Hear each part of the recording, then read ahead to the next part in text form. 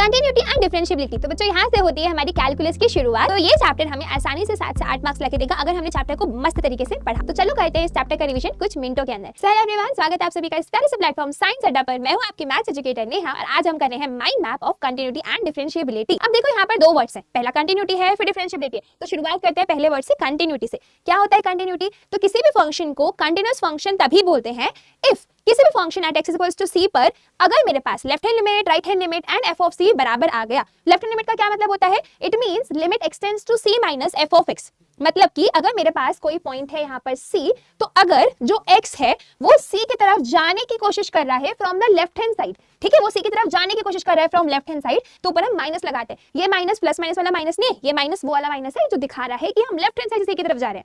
अगर जा रहे हैं तो f ऑफ x किधर जाएगा? तो वो हो जाता है लेफ्ट हैंड लिमिट। सिमिलरली अगर आपको c के पास जाना है from the right hand side, मतलब हम जा रहे हैं c की तरफ राइट हैंड साइड से, यहाँ पर हम लिखते हैं c, ऊपर लिखते हैं प्लस। ये प्लस का मतलब प्लस माइनस वाला प्लस नहीं है, प्लस का मतलब है कि हम राइट हैंड साइड से c की तरफ जाने की कोशिश कर रहे हैं, तो f ऑफ x किधर जा रहा होगा? तो ये हो जाता है हमारे पास राइट हैंड लिमिट। और फंक्शन की value at f of x, मतलब at x equals to c, function की वैल्यू क्या आएगी? अगर ये तीनों बराबर आ जाते हैं तो हम बोलते हैं कि जो फंक्शन है वो कंटीन्यूअस है at x equals to c पर। नाउ अगर फंक्शन कंटीन्यूअस हो गया तो हम देख लेते हैं कुछ अलजेब्रा। अगर f and g, there are two functions which are continuous at x is equals to c, तो उन दोनों का एडिशन ले लो, चाहे दोनों का सब्ट्रैक्शन ले लो, चाहे दोनों का मल्टीप्लिकेशन ले लो, ये सारे के सारे कंटीन्यूअस होते हैं। और अगर आपने दोनों का डिवीजन ले लिया, मतलब f अपॉन g कर लिया, क्या ये कंटीन्यूअस होगा? तो हाँ जी, ये भी कंटीन्यूअस होगा, लेकिन कंडीशन क्या है कि जो g है ना वो 0 के बराबर नहीं होना चाहिए। दैट्स इट, हो गया हमारा कंटिन्यूटी डन। डिफरेंशियबिलिटी क्या होता है? सो डिफरेंशियबिलिटी के लिए मेरा जो फंक्शन है वो डिफरेंशिएबल होगा at any point x equals to c अगर फंक्शन का left hand derivative right hand derivative के बराबर हो जाए। तो लेफ्ट हैंड डेरिवेटिव कैसे निकालेंगे? Limit h tends to 0 f of c minus h minus f of c upon minus h, ये होता है लेफ्ट हैंड डेरिवेटिव। यहाँ पे आ जाओ, जहाँ c माइनस h था वहाँ पे c प्लस h कर दो, माइनस h को h कर दो, दैट्स इट, यहाँ पे राइट हैंड डेरिवेटिव बन गया। अगर ये दोनों फाइनाइट है और बराबर है तो हम बोलेंगे हमारा फंक्शन डिफरेंशिएबल है, ठीक है। तो डेरिवेटिव को कैसे नोट करते हैं? f डैश ऑफ x से। हमेशा याद रखो कि अगर आपका फंक्शन डिफरेंशिएबल है तो वो खुद ब खुद कंटीन्यूअस हो जाता है, लेकिन अगर फंक्शन कंटीन्यूअस है तो वो डिफरेंशिएबल नहीं होगा, मतलब वो हो भी सकता है नहीं भी हो सकता है, मे और मे नॉट बी ट्रू।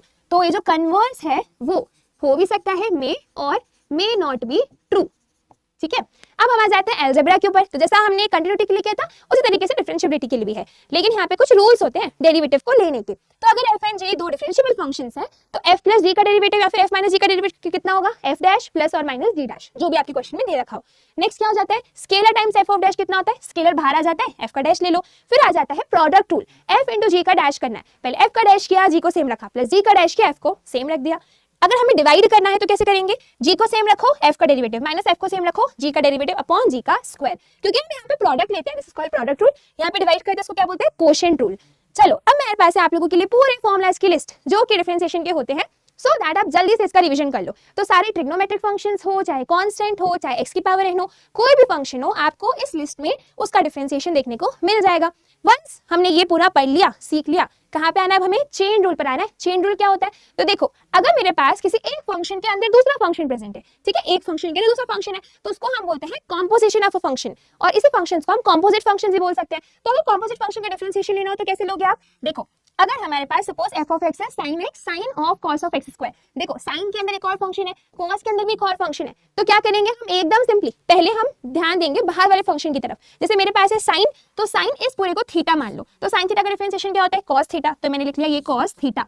अब मल्टीप्लाई करो, sin का तो काम हो गया ना, अब अंदर जाओ, ये है cos, अब इसको थीटा मान लो, तो cos थीटा का कितना होता है? माइनस sin थीटा, ठीक है। अब cos का भी डिफरेंशिएशन होगा, x स्क्वायर को देखो, x स्क्वायर का कितना हो जाएगा? 2x, दैट्स इट, उसका मल्टीप्लाई हम लिखते जाओ। सो this is called chain rule.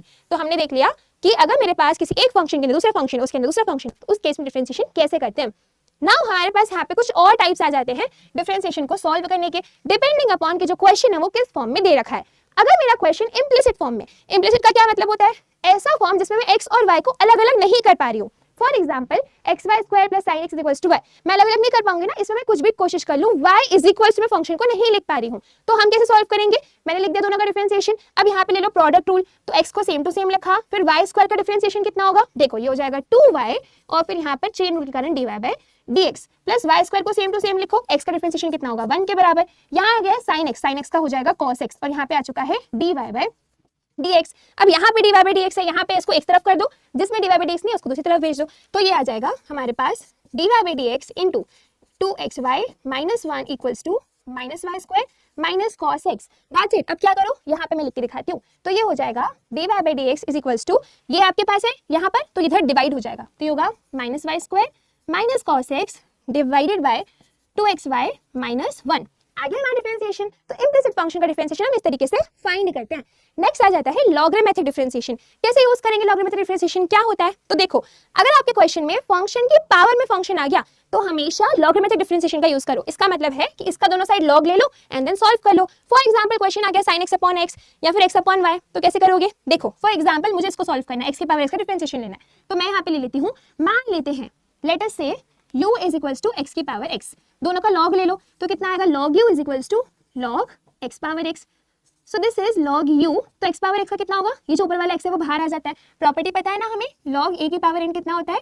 n log a, तो ये होगा x log x। अब हम लेंगे इसका डिफरेंशिएशन, तो कर लो यहाँ पे, तो ये होगा d by d x of log u equals to d by d x of x log x। अब देखो यहाँ पे क्या होता है, सो log u का डिफरेंशिएशन कितना होगा? 1 upon u into, chain rule याद है ना हमें, u का डिफरेंशिएशन क्या होता है?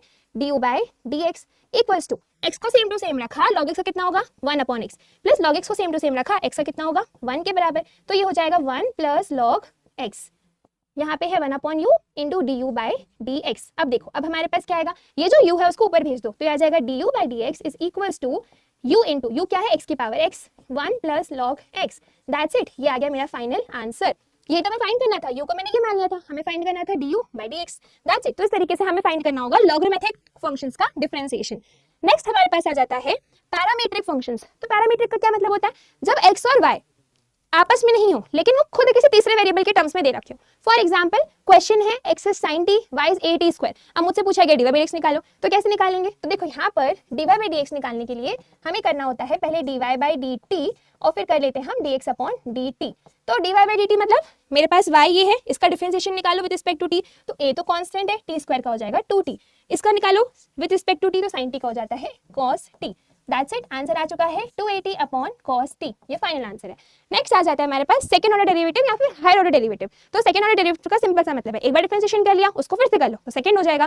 थर्ड ऑर्डर डेरिवेटिव का क्या मतलब है? दो बारी कर लिया उसको फिर से कर लो तो वो तीन बारी डिफरेंशिएट हो गया, that's it. For example sin x है, sin x को एक बार डिफरेंशिएट किया तो cos x बना, cos x को वापस किया तो बना माइनस sin x, तो minus sin x is the second order derivative of sin x।